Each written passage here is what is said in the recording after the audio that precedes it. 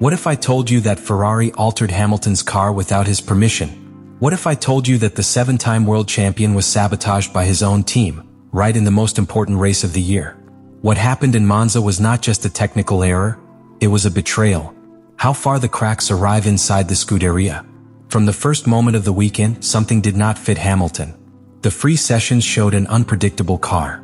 The rear of the SF25, which in the last races began to offer stability signs, had become nervous, aggressive, almost wild. For any other pilot, perhaps this would happen as a simple lack of adaptation to high-speed path. But not for Hamilton. With more than 300 large awards on his back, he knew perfectly when a car spoke differently, and this time the message was a warning. Classification Saturday confirmed his suspicions. Hamilton could not extract the performance he had anticipated. Despite showing a decent rhythm in certain sectors, he was trapped in Q2, 10th on the grill, in Monza, in the most important race of the year for Ferrari. A result that, for many, could happen as a simple unfortunate day. But for those who know the history of the British, their body language, their career reading, and, above all, its way of protecting the information that you do not want to expose immediately, was the first symptom of something much deeper. And then Sunday came. With a clean and precise exit, he began his comeback from the 10th position. It was not a career of miracles or errors of other pilots. It was a surgical execution, back after return, overtaking after overtaking. A completely centered Hamilton, which seemed to have found a way to tame a machine that resisted cooperating with him. Every step forward was not just an advance in positions. It was an act of silent resistance. A silent statement that, despite the conditions, he was still in control. And when he crossed the finish line in the 6th position, his message was brief. Short phrases. Without scandals. Without pointing guilty. He only dropped a phrase that, stripped of context, seemed anodyne. I felt in command of the car. It was hard to return to the P6, but it was great. But within Ferrari's box, those words echoed as dynamite. Because those who knew what had happened under the hood immediately understood that it was not a celebration.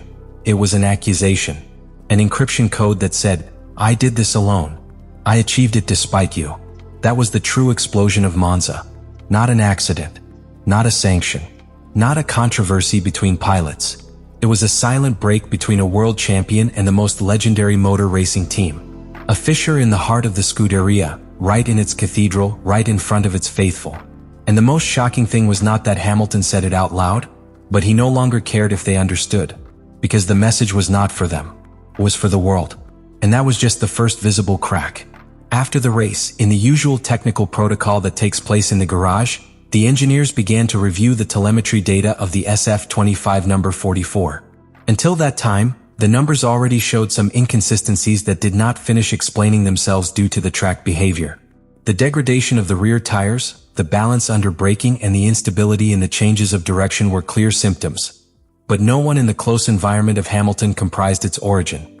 Neither his track engineer, Riccardo Adami, nor the pilot himself had records of having requested such an aggressive configuration. It was then that Frédéric Vasseur, director of the Ferrari team, requested a deeper review. What they found was devastating. Hamilton's car had been structurally modified. And the most serious, without him or his technical environment knowing it. In Formula One, such interventions require not only an official authorization, but a multiple validation process. There was neither one nor the other. It was a unilateral action. Hidden and potentially dangerous. The changes were two, but the impact of both is enough to completely disarm a pilot's confidence.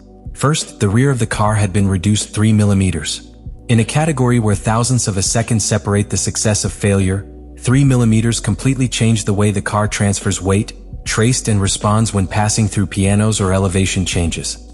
The second change was even more technical, an increase in differential preload. This directly affects how the car distributes the motor torque between the rear wheels and curve.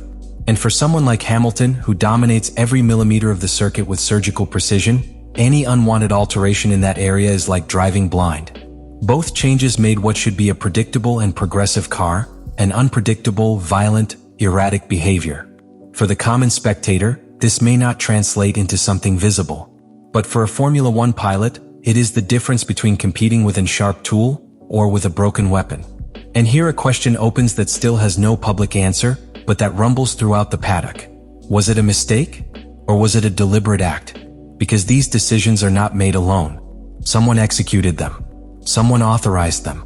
And someone decided not to inform Hamilton. Ferrari's internal research for now has kept silent who was the direct manager. But what is known is that this modification was not part of the official technical plan for Monza. Hamilton didn't need to raise his voice. There were no shouts. There were no explosions. Only a brilliant action under unfavorable conditions and a carefully designed phrase so that the true involved understood that he already knew what had happened.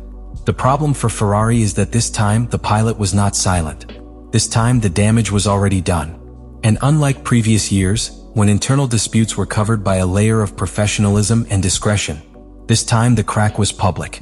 The entire paddock already talks about sabotage. And that, in the world of Formula One, is much more dangerous than any penalty. Because when a pilot like Hamilton begins to distrust his team, what follows is not a simple technical discussion. What follows is a silent war. And Ferrari at this point of the season is not in a position to fight it. Lewis Hamilton's words after crossing the goal in Monza went almost unnoticed by the average spectator. There were no open complaints. There were no accusations. Only a brief and apparently positive phrase, "I felt in command of the car." It was hard to return to the P6, but it was great. Ferrari has been trapped in a paradox for years. It has resources, talent, infrastructure, and the most passionate support on the planet. But its greatest enemy has always been internal. The cases of technical sabotages, errors in pit stops, bad strategic decisions and tensions between pilots are part of a story that is repeated with different protagonists. Since the post-Schumacher era, the Scuderia has failed to build a truly stable organizational culture. The answer can be uncomfortable: fear of internal conflict. Because when a team is fragmented in silos, each department operates with its own interests. Aerodynamics fights with track engineering, the strategy discusses with the pilots, and the directive to avoid an open war, opt for immobility. This creates the environments where errors such as Monza's occur, where someone makes a decision without consulting and then nobody assumes responsibility. And in the midst of all this is Lewis Hamilton, a pilot who, unlike those who preceded him in Ferrari, is not willing to accept these conditions as normal. He did not come to Maranello to add points. He came to win. He came to leave a legacy. And it will not stay in a place that does not share that same obsession. Ferrari is at a crossroads. Or break with the usual patterns and become a team of the 21st century in management, communication, and decision-making? Or will continue to be a team trapped in its own legends? Monza was not an accident. It was a mirror. One that shows Ferrari what it really is today. The question now is whether they have the courage to look straight ahead, or they will continue to break it a career after career. Hamilton, after years of dominance and after emotional wear and tear in Mercedes, arrived in Ferrari not because of nostalgia or marketing. He arrived in a promise to build a winning project from the ruins of a sleeping giant. At 40, he doesn't have time to lose. Each race that passes without a consistent structure behind is a lost opportunity. And Monza made it clear. The situation within Ferrari is far from being what he needs to close his legacy with another world title. The question now is what follows.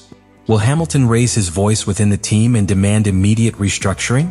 Or will this be the point where you begin silently to plan your departure? Because if Hamilton has shown something in his career is that he does not expect indefinitely. When McLaren stopped being competitive in 2012, he left. When Mercedes offered him an ambitious project, he trusted and bet. And now that Ferrari begins to show symptoms of structural dysfunctionality, he will not get crossed by arms waiting for things to get fixed alone. The next weeks will be critical. Within the paddock, there is already talk of private meetings between Hamilton and Frédéric Vasseur. Some sources close to the team even suggest that Lewis has been offered greater control over the technical direction of the car. Something unpublished in Ferrari's modern history, which has traditionally been reluctant to give power to its pilots. But the Scuderia knows that it cannot afford to lose its main competitive asset. On the other hand, Hamilton is also sending signals abroad. Its environment has reactivated informal channels with old contacts in Mercedes and Aston Martin. Not as a direct threat, but as a subtle way to remember that its name remains valuable. And if Ferrari does not respond in time, there are viable alternatives. But beyond political movements, there is the emotional dimension. For Hamilton, this project meant more than competing. It was an opportunity to emulate his idol, Michael Schumacher, and return Ferrari the lost glory. Every time the red monkey is put on, it does it with a symbolic load that goes beyond the points or podiums. Monza was not only a technical betrayal, it was a blow to that personal narrative, to that dream that seemed to start taking shape. Now, after the outbreak, what is coming is uncertainty. If Ferrari wants to retain Hamilton, he will have to transform from the inside. It will not suffice speeches. It will not be enough with promises. They need to make strong decisions, clean internal leaks, define a clear technical direction, and recover the confidence of the pilot who has put his legacy into play for a project that begins to show cracks. The following races will be a fire test, not only for the SF25 on track, but for Ferrari's internal culture. The relationship between pilot and team has been injured, but it's not broken yet.